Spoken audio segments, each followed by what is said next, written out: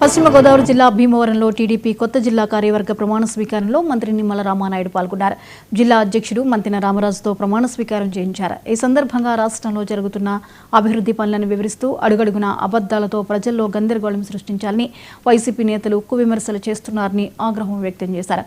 తాడేపల్లిలో చుట్టూ పరదాలు వేయించుకుని బారికేడ్ల మధ్య నిద్రపోయిన జగన్కు రాజకీయాల్లో ఉండే అర్హత లేదన్నారు. ప్రభుత్వం చేస్తున్న అభివృద్ధిని ప్రజల్లోకి తీసుకువెళ్లి వైసీపీ అసత్య ప్రచారాన్ని తిప్పికొట్టాలని కార్యకర్తలకు పిలుపునిచ్చారు. పవిత్ర లక్ష్యాలకు కట్టుబడి ఉంటూ పార్టీ సభ్యునిగా క్రమశిక్షణతో ప్రజాసేవా భావంతో మనసా వాచ కర్మేణ నిరంతరం పాటుపడుతూ నిస్వార్థంగా అవినీతి అక్రమాలకు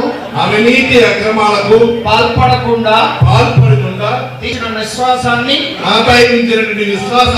వమ్ము చేయకుండా నిత్య చైతన్యంతో పార్టీకి ఉజ్వల భవిష్యత్తు కల్పించేందుకై నా వంతు కర్తవ్యాన్ని విధులను బాధ్యతాయుతంగా నిర్వర్తించగలనని ప్రమాణం చేస్తున్నాను.